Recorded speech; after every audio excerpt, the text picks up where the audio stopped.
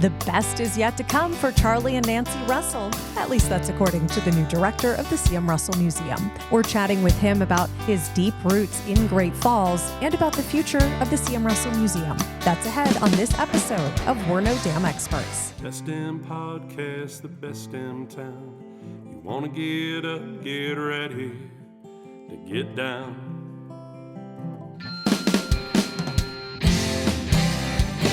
With its big wide sky and the wild river Thames, if you want to go, we can take you there to Great Falls, Montana. Welcome to the greatest damn town in Montana, Great Falls. I'm Rebecca Ingham. I'm Shannon Newth. And we're no damn experts. It's so evident that I'm not an expert. More and more and more every day. I'm just going to say that. Oh, that's a realization I come to every day. Oh. Not about you, about me. Just to clarify, not about you. Someone Me, else should personally. be coming to the realization that it's me. Shannon, you orchestrated this chaos for us today. So what's happening?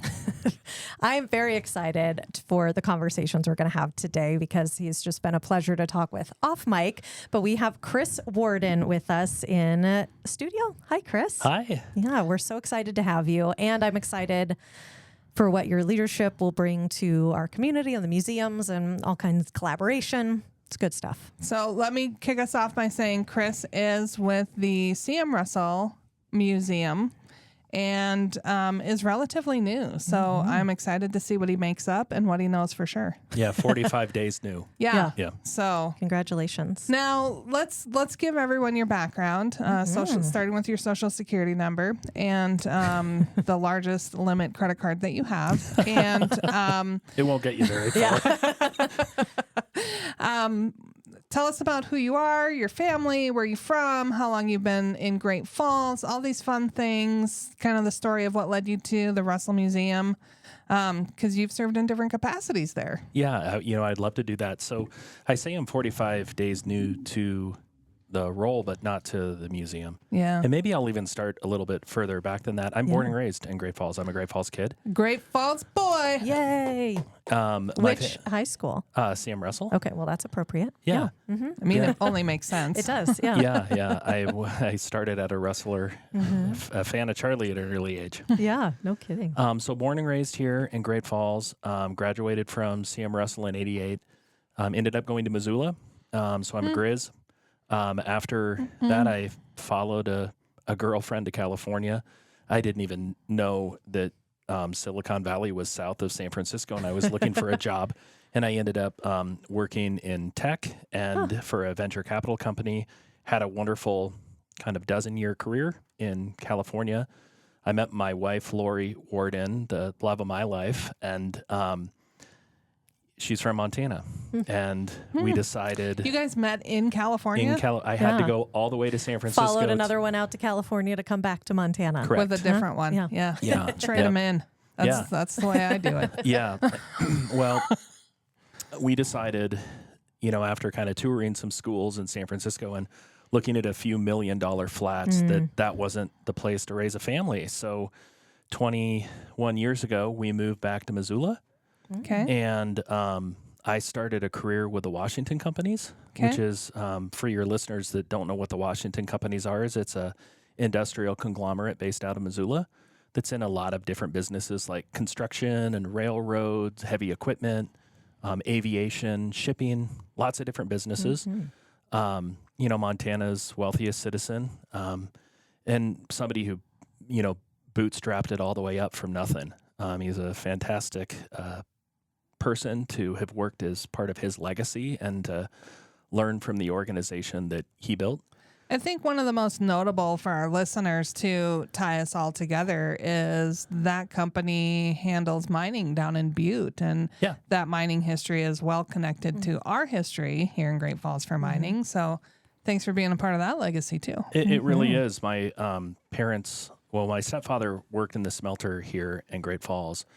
And we all know what an important part of that was to the fabric of our community, and history-wise still is. Yeah. And one of the last projects I did with the Washington companies is I've spent the last 2 years down in Butte actually working with a group of miners basically that run the plant, the pit, the mill, and the processing centers, and really helping optimize those. I'm a technology person. I'm a process improvement person. I'm a continuous improvement person. I'm a team builder.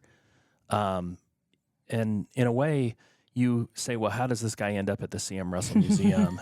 And maybe I'll just leave it at this, is everybody at some point in their life has the opportunity, if they want to take it, to follow a dream and to follow a passion. And you mentioned I've served on in different roles with the museum. I've been a volunteer for a lot of my life there. And I've been able to serve on the board there and in different volunteer capacities. And kind of at the last minute, I threw my hat into the ring to do this. And it was basically after I had some conversations with my wife and my sons, is they said, you know, you've been talking about doing something different. And you said you would know it when you see it. But this is it. Yeah. It's right under your nose. You should go apply for this job. And you know, the world, you wish it was perfect. You wish everything was just kind of laid out in front of you. And certainly take the left, don't take the right. Clear path. Right. Yeah, everything's an easy decision. It would be really nice, Chris. This wasn't a total no-brainer. Like what lined up was, you know, Charlie Russell's been my hero since I was a kid. I love the museum. I love the team there. I always knew that if I wanted to join an organization, it had to be something I was super passionate about. And with people that I love to work with. I think we have an incredible board. We have incredible support in this community, like everything lined up, except I got a kid that's still in junior high over in Missoula. And so, you know, part of what I'm going to be doing is commuting a little bit back and forth as he wraps up his schooling. But I kind of stood back and I said, you know, life is about trade-offs. You've got to figure out what you're going to do. And I'm so passionate for this. I'm so passionate, not just for the museum, but for the Great Falls community. I hope at some point in this podcast we can talk about that, because Great Falls, everybody says, you know, what has somebody from Missoula come to Great Falls? And the reality is that Great Falls has as much or more going on as Missoula does. Thank you for saying it. I mean, it sounds better when other people say it. We say that. We say it all the time. Yes. And I love Missoula. Don't get me wrong. No, there's a ton of great cities in our state. We're just the best. Yeah. I mean, if you're born in Montana, you're blessed. Yeah. If you're born in Great Falls, Montana, or you get to live here, you're extra blessed. Yeah. So true. So I have to ask, on the commuting between here and Missoula, so when you're here, are you getting to stay in Charlie's house? I That don't. would be perfect. Man, I'd have worked that into my contract somehow. Like, I'll take the job, but I'm going to need to live in Charlie's house. Actually, have you been in the cabin, Rebecca? It's a great thing to come look up, but I don't know that anybody wants to be sleeping in that bed or. We were talking about that spending the earlier night. today. Yeah. I still think it's a solid idea. I'd pitched in my previous meeting with Chris, like, hey, can we figure out a way to Airbnb Charlie's house? And everyone in the room's like, that doesn't seem like a good idea. It's gross. And I'm like, how is it gross? Like sleeping, probably go to the bathroom would be tough. Shower wouldn't be ideal. That's where I went. Like, that must be what they're talking about. I would probably need something a little bit more up to date.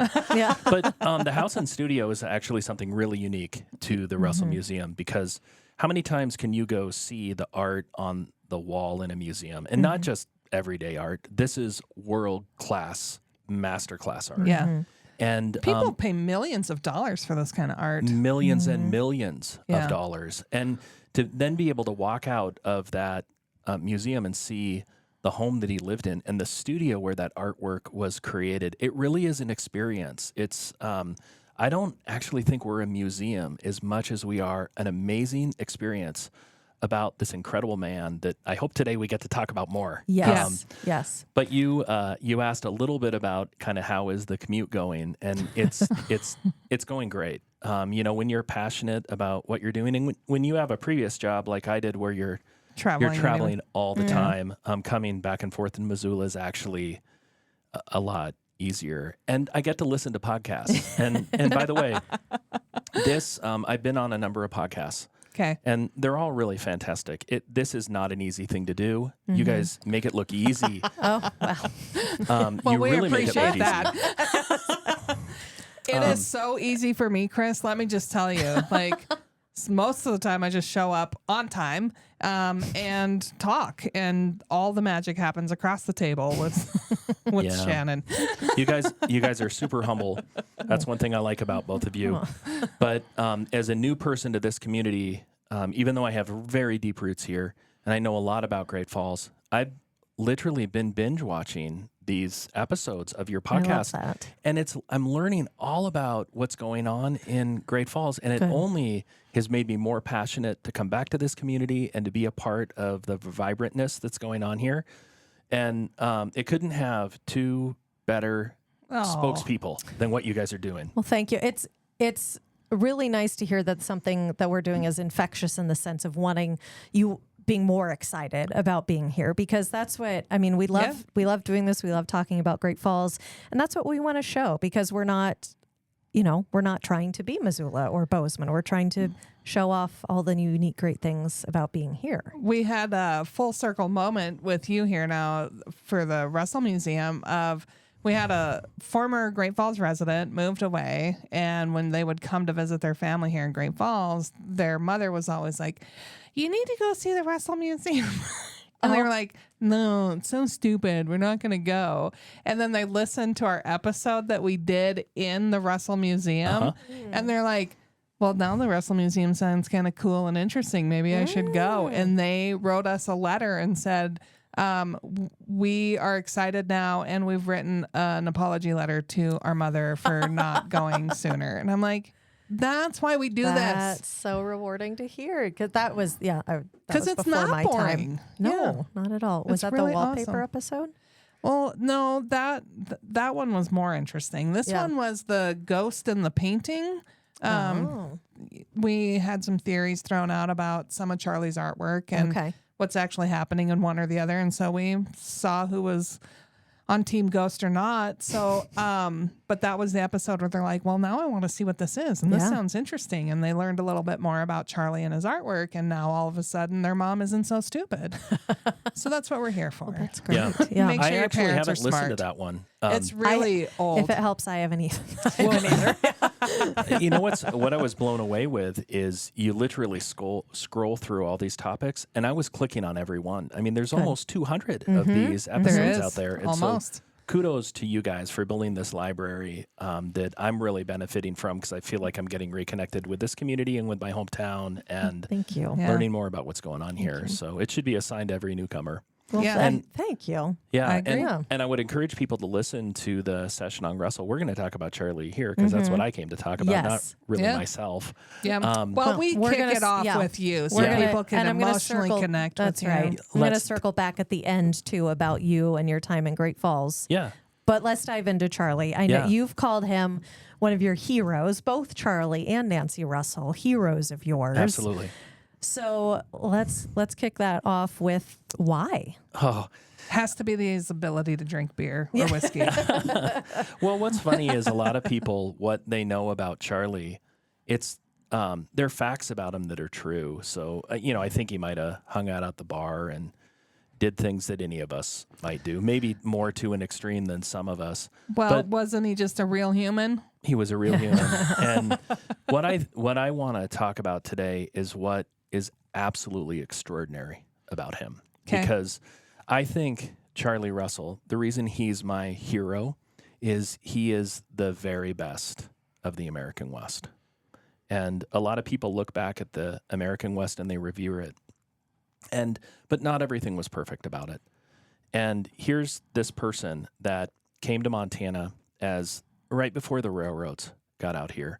He knew that the West the window was closing on it. Not just what was going on with pioneers or ranchers, but with indigenous people. There was a chapter in history that was coming to a close.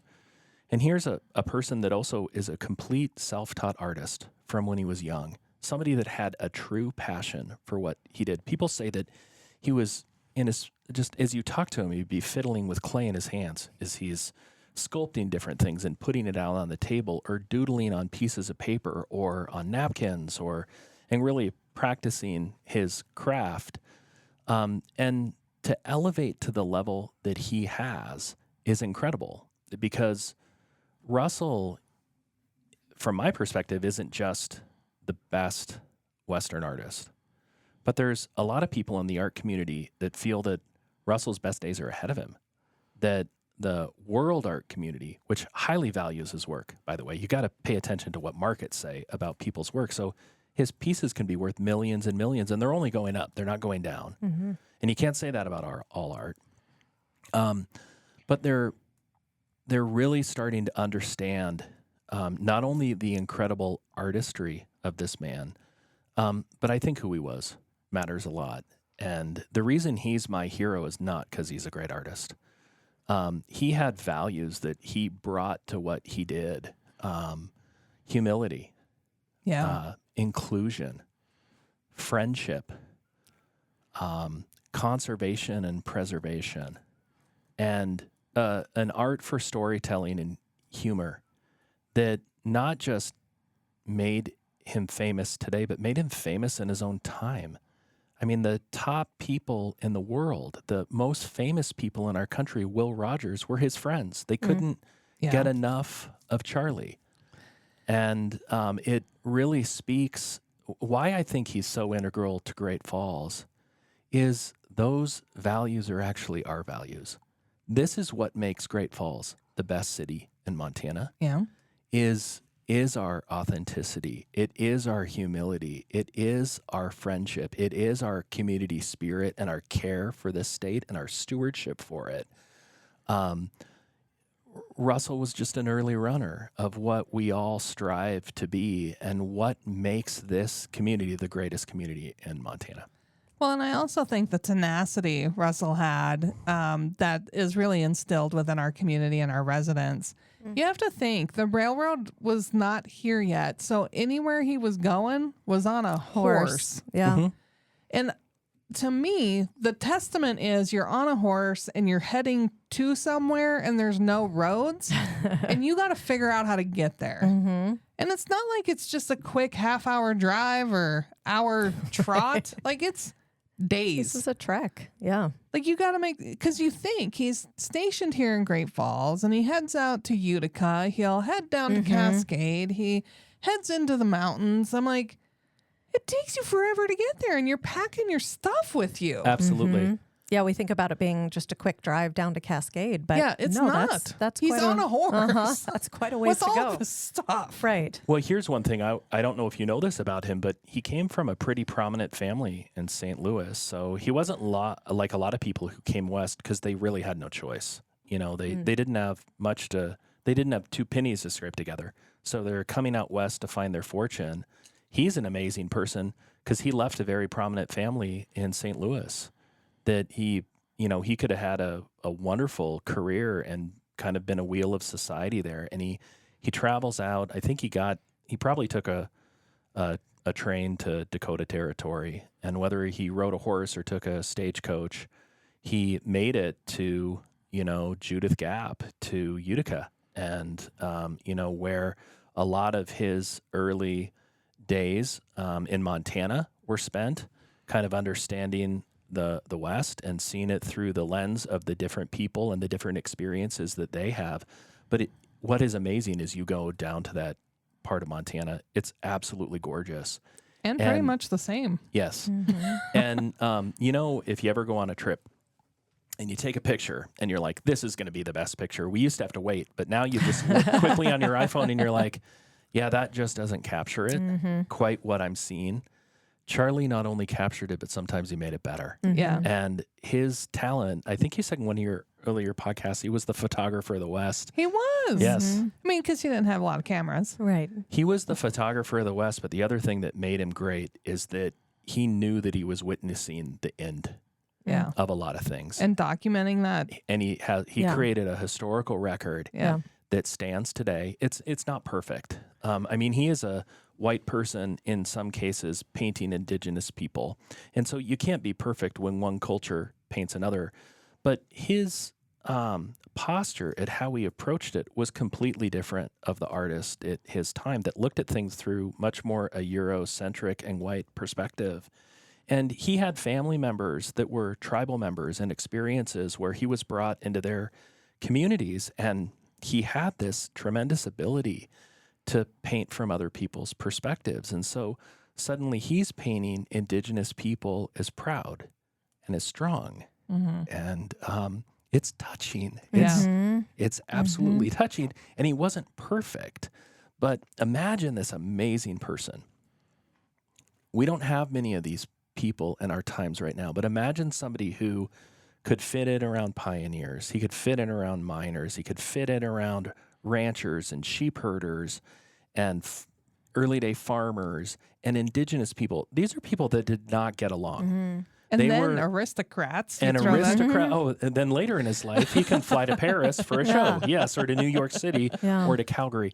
And you're spot on, Rebecca. I mean, this is amazing talent. We brag about the CEO that can walk out on the shop floor and engage with people. But Russell could do it at a level that really needs to be the envy of all of us, and maybe something that we need to deepen our understanding around, because we are so lucky that not only one of the greatest artists of all time in the world is from Great Falls, Montana, but maybe one of the greatest people that we can learn from as well. And his wife, Nancy, is part of that package. I mean, we got to spend some time talking about her, because we wouldn't have the Charlie Russell Museum or Legacy without her. Well, and Charlie, they say, I'm saying this like I know for certain because I really don't know a whole bunch, but if not for Nancy, Charlie probably wouldn't have been the famed artist that he is or was at that time, because her hard work and tenacity and ingenuity really helped make that happen. So thank goodness he found Nancy. I think thank goodness for all of us. I'm not a historian. I'm not a Russell expert. I'm a Russell fan. He's my hero. And I'm learning every day. But the people who really study Russell say exactly what you just said, Rebecca, is that he wouldn't be who he was without Nancy. And I think what maybe goes unnoticed about her is, she gets kind of this tough as nails, she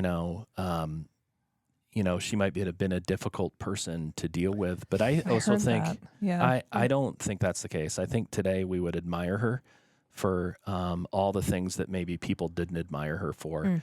And that underneath all of that was probably a deep and abiding love for her husband.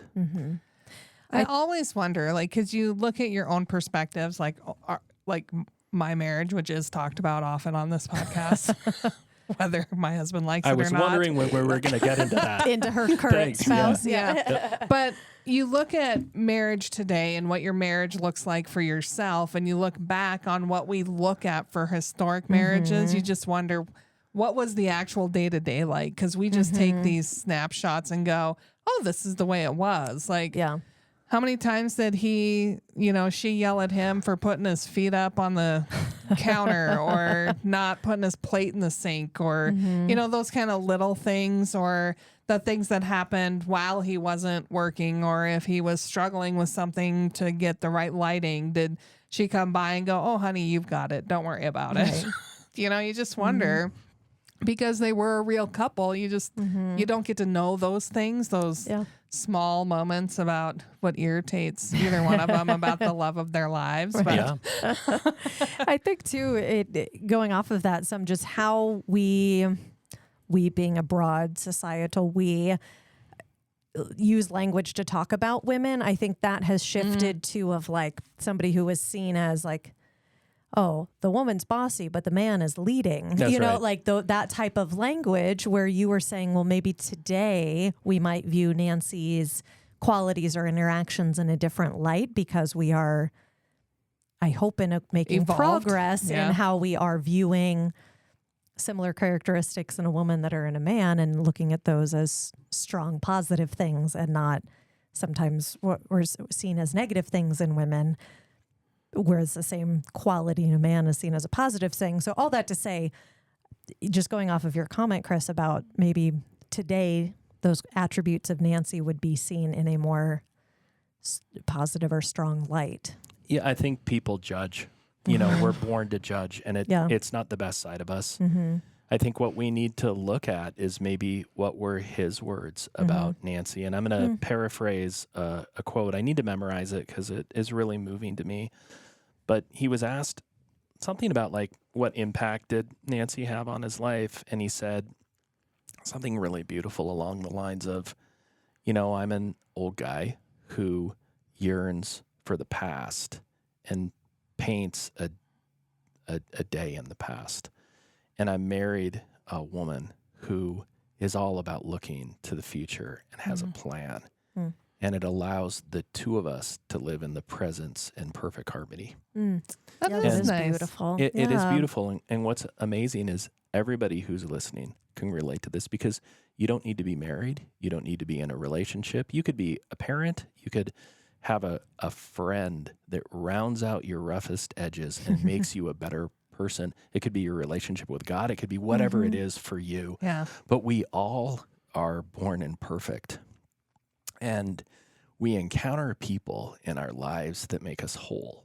And from that, you can launch into great things and live in the present. And that is the story of Nancy Russell to me. Yeah. I'm just thinking about my friend group, if I make any of them better. Do they make you better? If you're listening, we have folks, a caller send me on an line email. one. Rebecca, we have a caller on line we one. should. If you're listening, I'm not maybe sure you that could would send be a me good idea. Just send me a message about how I make your life better, and if I don't, just shut up. That's the type of friends you have. Yes.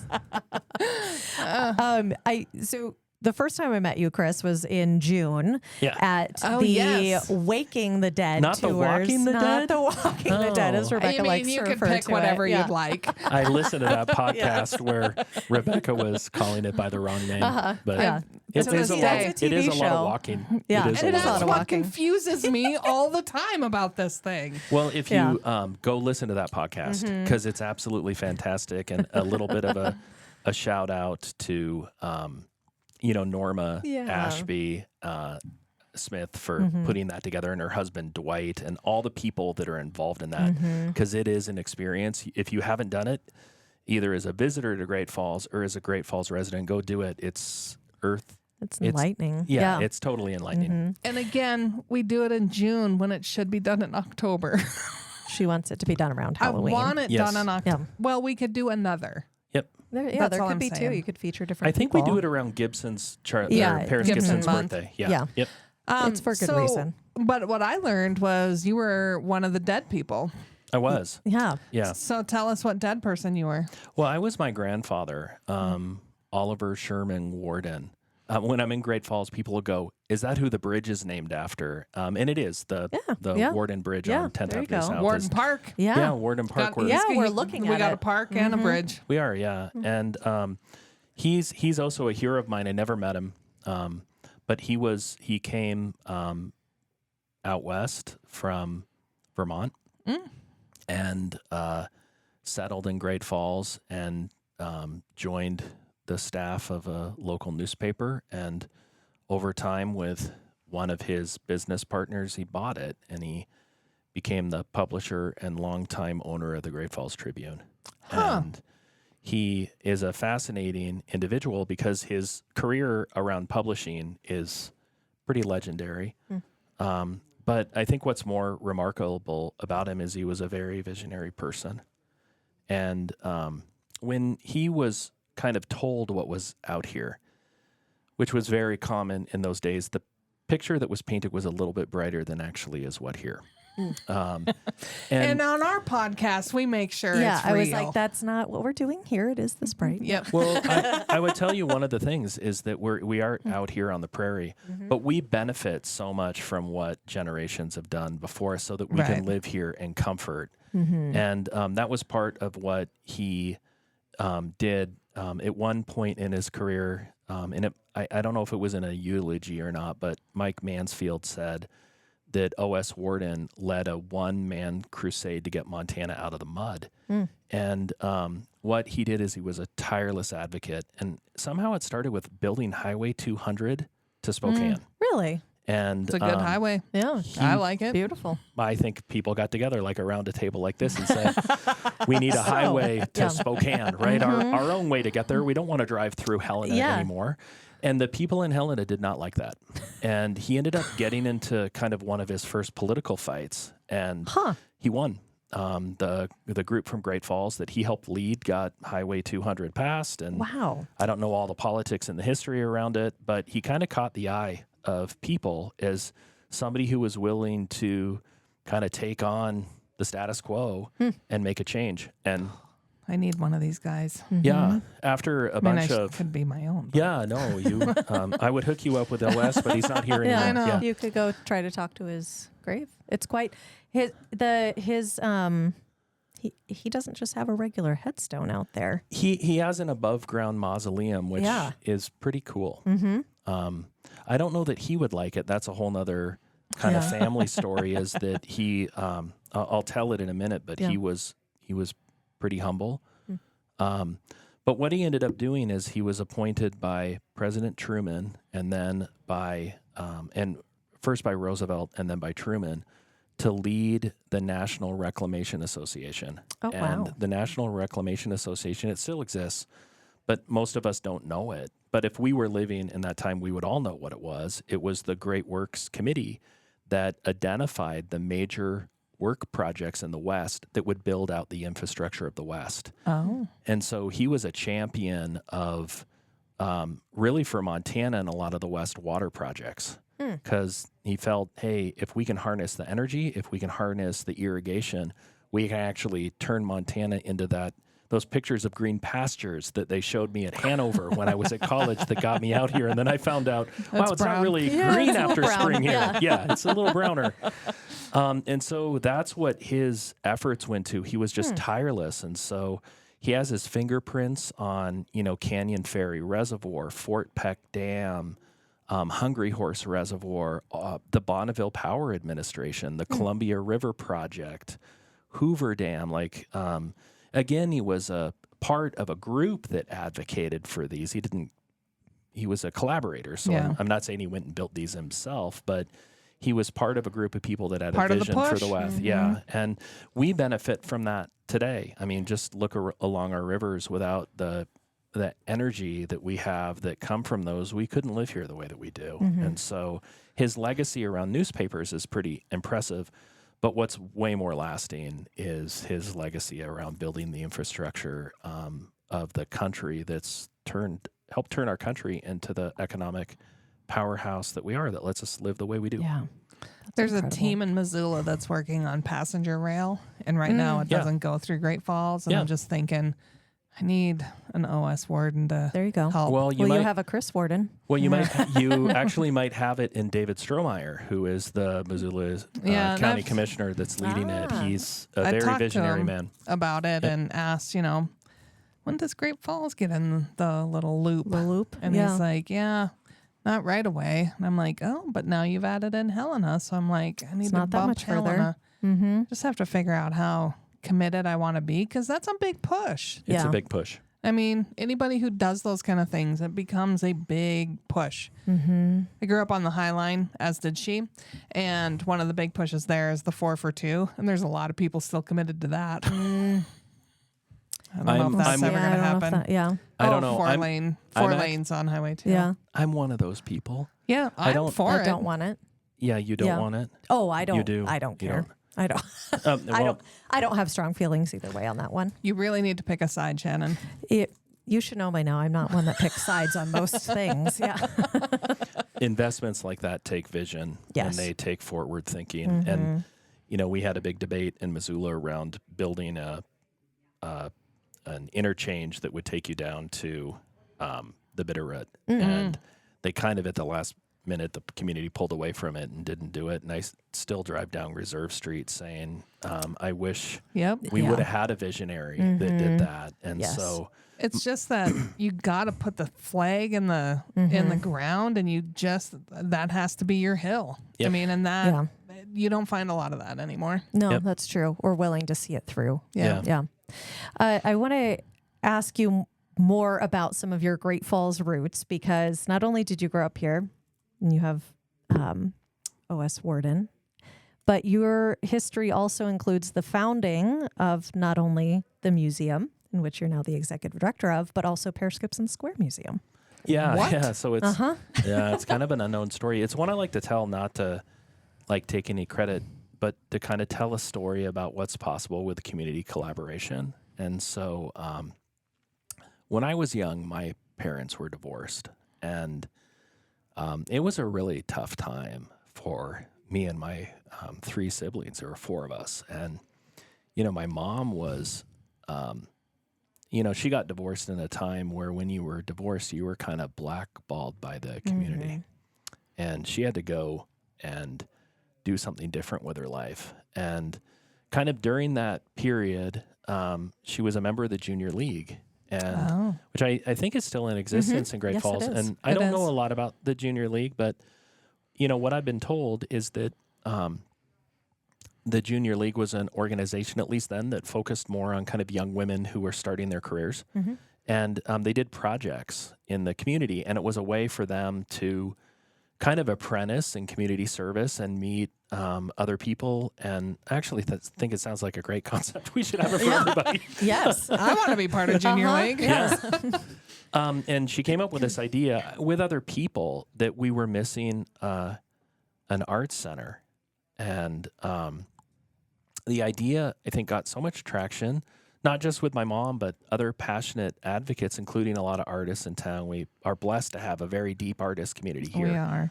That they came up with the idea of Pear-Skipson Square. And where it kind of becomes a neat family story, but also a story about community collaboration, is that during that time, she thought, I need somebody from the Russell Museum involved in this. And some people told her, they're frying bigger fish over there. They're focused on other things. They got a lot on their plate. The last thing they're going to want to do is, take on this high school project and building another museum.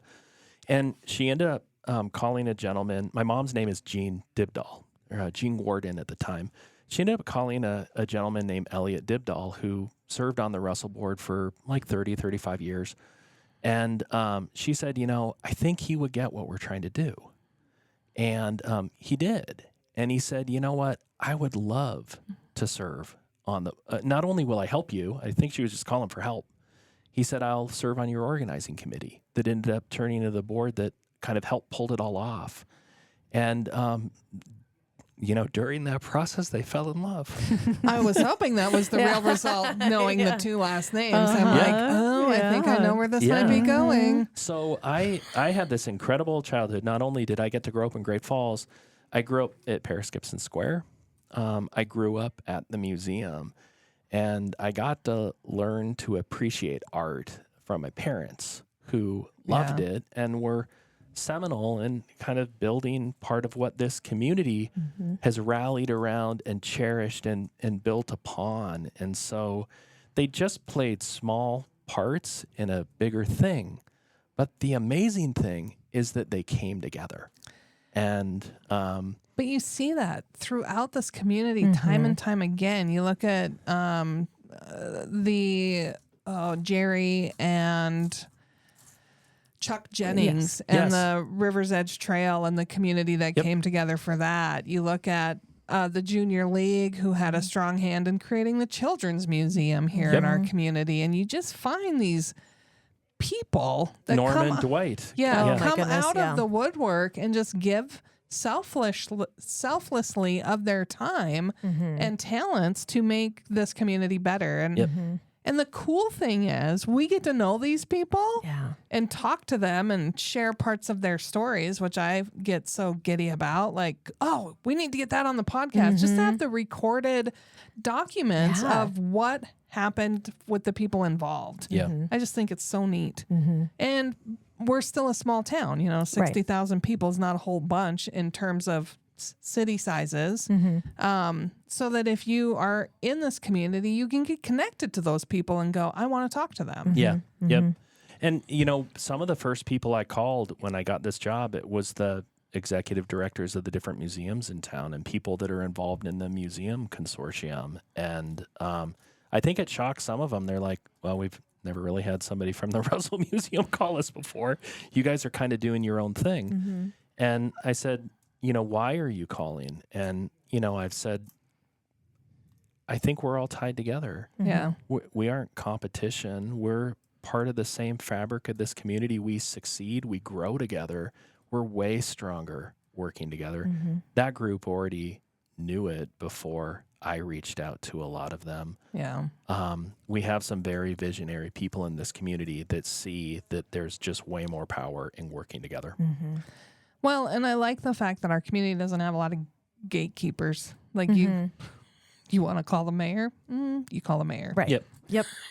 Accessible. Yeah. They're very absolutely. accessible. Because I was at a big conference, you know, and they're talking about advocacy and how do you get a seat at the table and how do you get these people to answer your phone calls. I'm like, no, I would just text call them. Yeah.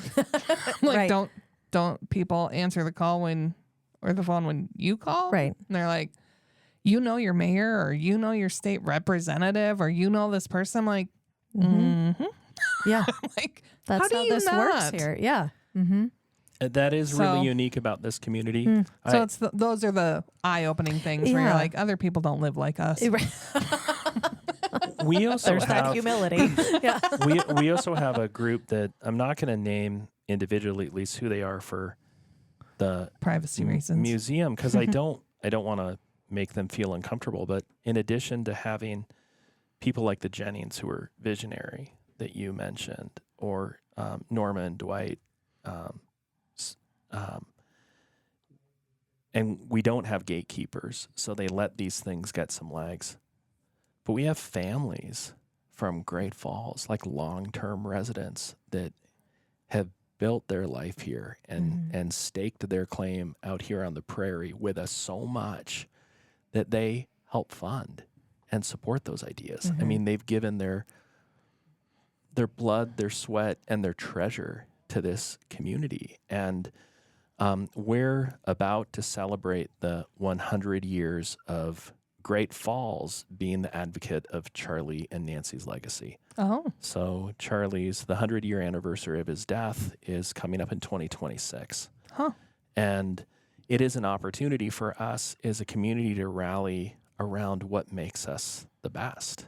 And we've had these people. I had a dinner at some friends were really generous to host a dinner for me for the other night. I was telling Shannon beforehand, there hasn't been a single person that hasn't been incredibly welcoming to me. And I was at this dinner, which kind of had a who's who of people in Great Falls that have really made things happen. And we stand on the shoulders of these giants. At the Russell Museum, these are the people, both in Great Falls and out of state, by the way. And I want to talk a little bit about in-state, out of state, because some people are worried about people from out of state coming into Montana. We've noticed. Yeah.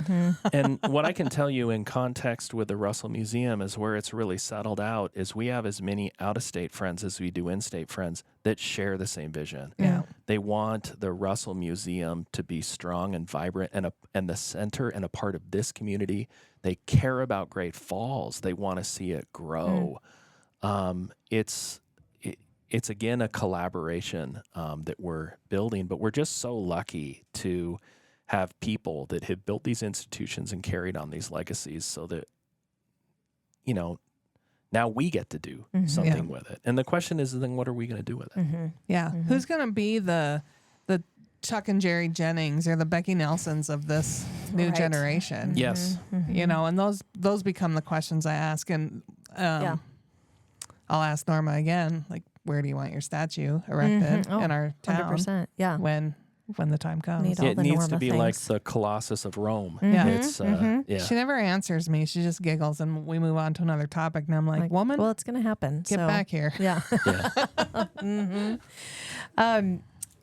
I want to talk a little bit more about Great Falls and some of only the if things. you make a deal with me. Okay, deal. I want to don't share even know at what it is. some point. It can be towards the end about some incredible things going on at the museum. Yes, I want to give you the opportunity to do that too. I'll horse trade with you, Okay, but you go first. Deal. Okay. I love that we're doing Suddenly this. it's We'll my loop back to podcast. Yes. No, we'll loop back to that because I love that. You think there's some agenda here. Right. That's what I like. Yeah, I know. It's like, we don't know where we're going with this. What are some of the other things you love about Great Falls when you're not at the museum and you're not back in Missoula? Just some of the things that you've loved or experienced, or where you like to go grab lunch from. Yeah. Last some night, simples. Yeah.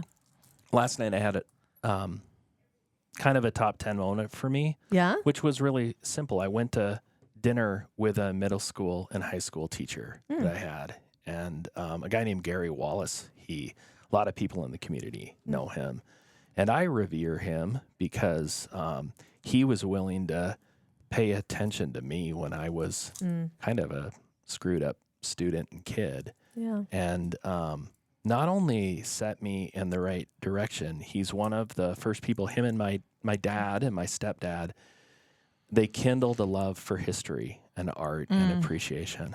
And if you think, I mean, any of us or anybody listening, like you have a hobby, you have something that you're deeply passionate about, somebody planted that seed with you. And so it was fun to go to Tracy's and have dinner with him. So I love Tracy's. I love Great Falls staple. Sure is. Clark and Louie's. I love that. Yeah. I've been reintroduced to that. Who doesn't love the sip and dip? Right. Absolutely. I actually think, one of the things I've learned about, the Russell Museum creates kind of an interesting intersection for Great Falls, particularly the Russell kind of we call it, a lot of people call it an auction, but it's actually an experience. An auction just happens to be part of it. We have a lot of people from around Montana that aren't from Great Falls, or they're from out of state, and they come back to Great Falls because what they want to experience is things like the Sip and Dip and the Heritage Inn and Tracy's. But what they really want to experience is that authenticity that Russell represents, that we embody in what we do, that humility, those values that we have. And we experimented with kind of changing it up with the Russell. And I think any organization has to experiment, right? You guys probably do it with Travel Montana. All the time. Yep. Yeah. And so we played around with, hey, should we move it to August? Should we do something different? And all that's really logical because a lot of people come to Montana in August and you're trying to get the big audience that you have. And what we learned over a few years is people kind of tapped us on the shoulder and they said, actually, we love March, even though it's the dead of winter. We're not coming for the weather. Yeah. And in August, no one wants to leave Glacier Park or their lake house or their camper or their trailer. They don't want to get off their bike. Right. They're already doing the things that they love about Montana at that time of year. Yeah. And what makes the Russell and the Russell experience and all of Western Art Week special is that people, whether you're kind of a plain person like me or you're a wealthy art collector that lives in a big urban environment, they want to come back and celebrate what we have here. They know what a treasure it is. Sometimes we don't, but they know what a treasure this community is. And that's what they want to come experience. They don't want a fancy fireworks show and acrobats coming out of the ceiling and elephants Although on it is balls. pretty fun.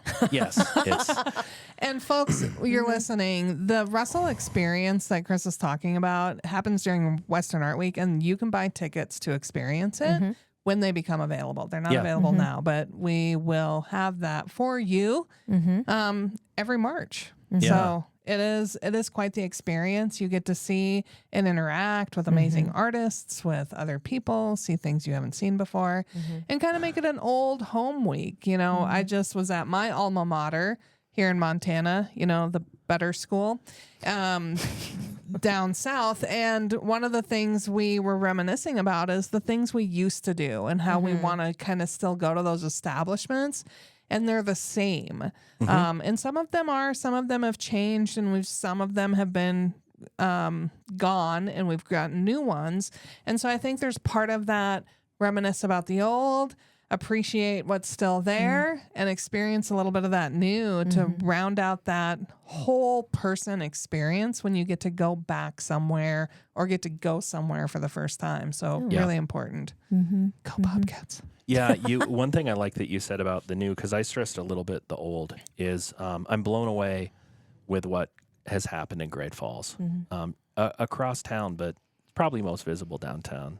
And, kudos to everyone with Destination Downtown and all the individual proprietors and business owners that have really are revitalizing downtown. That's pretty neat. That's part of the experience. I have a friend who was coming to Great Falls as part of Leadership Montana.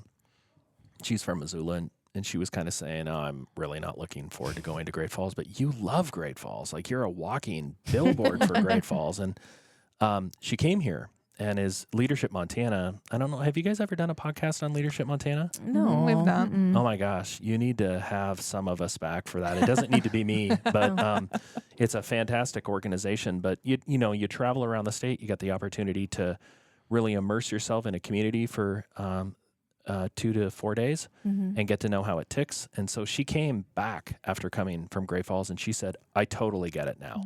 I thought you were nuts, but Great Falls is amazing. It's off the charts. Have you been downtown?" And then she's just going on for like 30 minutes. I did hear what she had to say, but I'm sitting there going, just come here. Come check it out, and you will be blown away. Put your preconceived notions in your back pocket. No, leave them at home and burn them in the garbage can. That's what you need to do, because that's what I find with a lot of kind of our guests that come from Montana, specifically from places that have known about Great Falls, and they're like, "Oh, we know Great Falls." No, you don't. No, you don't. Especially if you haven't been here in the last 10 years. You don't know what you think you know. Correct. Yeah, you've come to Great Falls. You can make Western Art Week part of your destination. Or... Well, I have a couple other things. Do you mind if I share? Please. I was just going to say, the lead-in is you could come for Western Art Week, or how about you could come in October. Well, I want something else. I want to share something that's going on at the Russell Museum right now that I'm really proud of, because it is a exhibit that we have that in many ways was homegrown. It was it came from ideas of people on our curation team and some people on our board. A really common call that I get at the Russell Museum, and I didn't know this until the first day I was on the job, but somebody called me and said, "I think I got a Russell." And I remember going to a guy named Dwayne Broughton, who is a legend in the Russell community. We have so many amazing people on our staff. It would be nice to have some of them come back for future episodes. I know you've had a number of them on, but we're blessed with an incredible staff at the Russell, and Dwayne is one of those. And Dwayne said, "Oh, you're going to get calls like this all the time." And I said, "Really?" And he goes, "Yeah, they'll either call me or they go right to the top of the ladder and they call you." And I've literally probably gotten a half dozen of these calls, maybe more. And, what's neat is if you really do discover a Russell, and people have, by the way. Not all of them. Yeah. But if you discover a Russell, you've discovered a real treasure. You might be able to retire early. It's such a treasure. But a lot of times they're not real. They're copies, but they look real. Well, this inspired a whole show that we have going on right now, and it's called Is It a Real Russell? Oh. And here is what is amazing.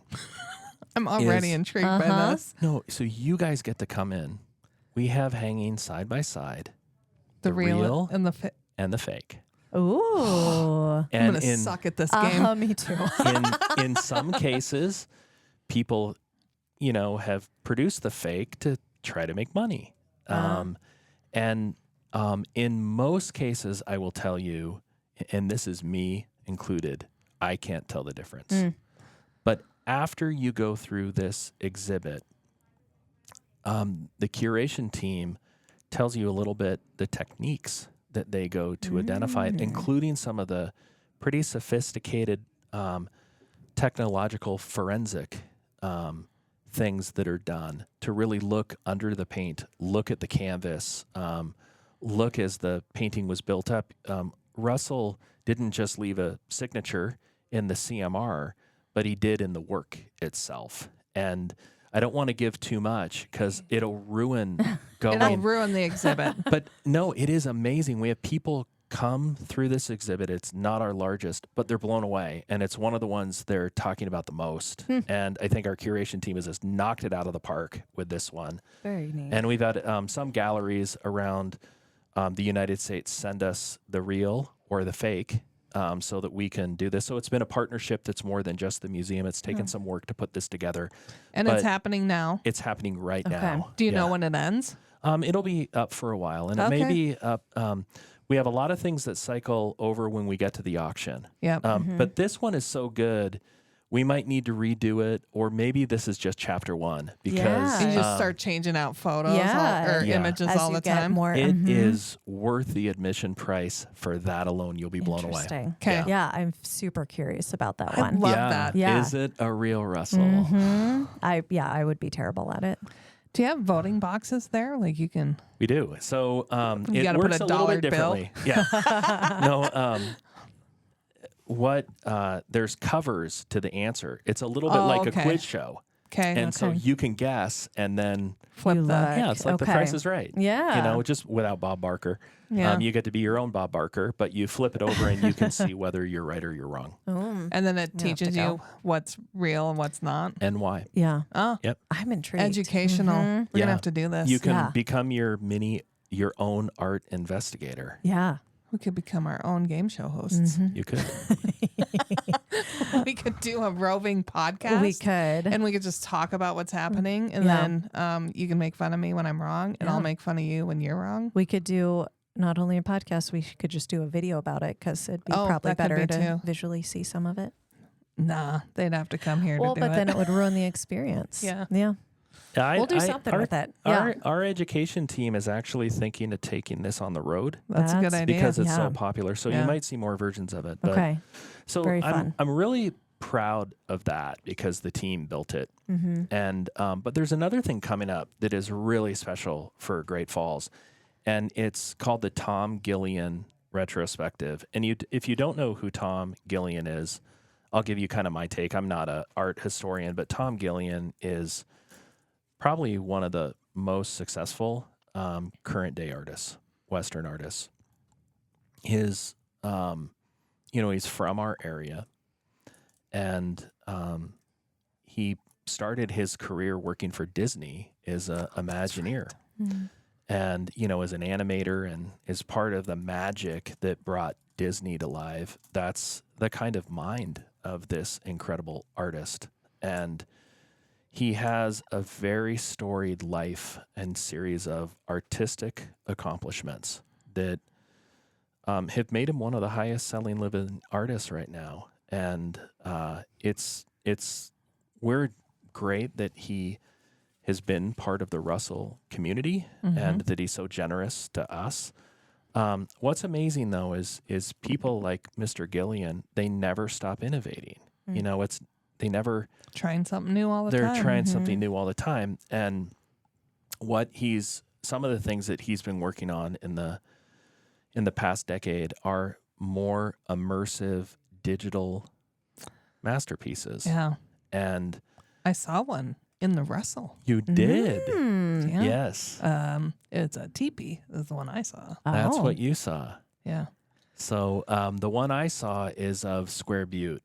Oh. But what I can tell you, and again, I don't want to ruin this because I think, Shannon, when I was talking to you earlier, you always are so good at nailing this. It's just your background as a reporter and a writer. But you said people have to go see this to really understand it. Yeah. It is, I think what Tom is trying to achieve is an immersive experience for somebody that really takes you into the art in a different level.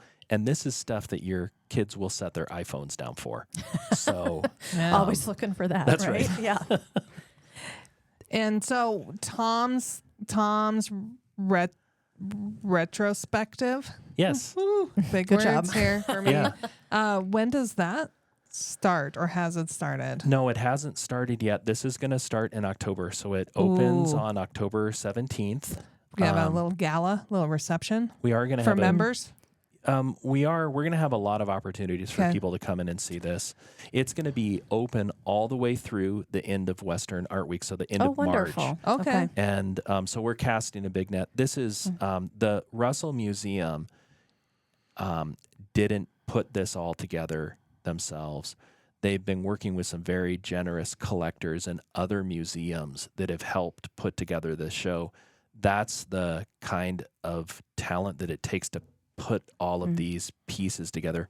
It probably is one of those one-time moments. And and what I like about having kind of that window is it's nice that it's up during Western Art Week, but you're so busy during that time that you don't always get the chance to take the time to experience something. So maybe come before then, so that when you come back for Western Art Week, it's a little bit easier to do it again and go, oh, okay, I wanted to see that again and made me think of this and I wanted to check that out. So So you can come in October and see then that November. and also do the Is It a Russell exhibit that's too. right. Absolutely. Yeah. Is it real? Is it real? Yeah. Well, thanks for That's letting exciting. me share what's Yeah. going on. And that's just the tip of it. I had somebody come through the museum the other day and they were blown away. It's rare that I stand by the door a lot and catch people on the way out. Yeah. Because I also want to know, what can we do better? I think our whole team does. We're looking to soon, we're going to be taking on this question of, well, what does it mean to caretake Nancy and Charlie's legacy for the next 100 years? What does that look like? Yeah. And we want to invite the whole community of Great Falls into that conversation as part of this 100-year celebration. And but I can tell you, when people leave that museum, they are blown away. Yeah. They are like, we never expected this to be in our own community. And somebody said, I've been living here for 10 years. I didn't even know who Charlie Russell was. Yeah. And now he's my hero. Yeah. And so we have a Disneyland in our backyard. If you're new to Great Falls, or even if you've been here for the last 10 years, and it's like what you said, Rebecca, I just have never gotten the chance to go over there. Yeah. It's worth every minute, and bring your friends. Yeah. Well, and that's the kind of powerful assets we have here from an experience standpoint. Like when people walk in, Carol said it today, this week at staff. She's like, I was visiting with some folks. They didn't realize how much was here, so they're planning a trip back. And I said, yeah, because there's so much people don't realize. Yes. You don't expect, we're unassuming. We are very unassuming. You don't expect Yeah. world-class museums. You don't expect the best curated collections or the bigger stories told about national significance. It's here, people. And there's a lot of, I call them hidden treasures. And I tell people, nothing wrong with 10th Avenue South, the main road, No. right? But Give I it always up. try to get people off of those and explore off of that. Because I remember when our family first moved to Great Falls from Havre, where I went to high school, I had no idea. You're just on the main roads when you're coming in for sports things or whatever. No idea, like Giant Springs or our museums or all these things were here. There's so many hidden treasures if you get off the main road. You do. We're surrounded by riches. And it's just not the Russell Museum. Those other 10 museums, I mean, if you haven't been out to the Interpretive Center, if you haven't been to Paris Gibson Square, if you haven't been to History the Base Museum, Museum, if you haven't been out to the Buffalo Jump, Gallery Trinitas. yes, we could keep going. Yes. The other thing I will say, and I don't know if I've ever And said I it have on to the say podcast. the History Museum. I just got to say Yes. the Yeah. History Museum because They have they're their one of my big- favorites. Yeah, they're Visible fantastic. Vault is opening this weekend. Yes. Yep. But growing up on the High Line, I too have always come to Great Falls. And when I was in college, I went to, let's say, somewhere in the northern part of this state for a very fun event with a bunch of boys. And we came through Great Falls, and I'm like, oh, well, we'll stop and get gas in Great Falls because it's big. And coming through on the interstate for the first time in my life, missed the entire town because so much of the town was to the east. Yeah. And I think that is the biggest disservice if you don't get off that interstate and get into the town. You're Yes. missing so much. Yeah. So get Well off the said. roads. Yeah. Well Get into said. the town. Get into Great Falls. I'll make a song about it and I'll sing it next time. Oh my gosh. That's a lie. Wow. I was like, you've never made a promise like that before. I like it. Chris, You guys have a pretty kick butt song for this podcast, by the way. Yeah. Joel Corda, he's fantastic. I had no hand in that either, except saying, "Hey, Joel, will you make us something?" I love the little grateful. You should just sing us out, Chris. Yeah, I don't know about that. Well, I'm thinking if we can play a rendition of Get Out of My Dreams, Get Into My Car, Get Out of the Roads, Get Into My Town. We're going to figure this out. Joel will be the person that handles it with me. Yep. Thank you for being here. Thank you, Chris. Oh my gosh. Thanks I've for loved talking with us. You guys are great. And I just want to end that it's such an honor to be back in my hometown and to be part of this community again and to be able to work on where we're going as a community for the next 100 years. It's the best is yet to come. Yeah. That's great. You're not too shabby yourself there, mister. Thank you. Thanks for being here. We're excited to have you back in Great Falls. It's great. So, folks, until we see your bright, smiling, happy, healthy, beautiful, wonderful faces in our fair city, please create amazing memories with your friends and family, wherever you might be. We are no damn experts as the recorded claims from Great Falls, Montana, covering what you need to know about this amazing damn town. Damn, that felt good.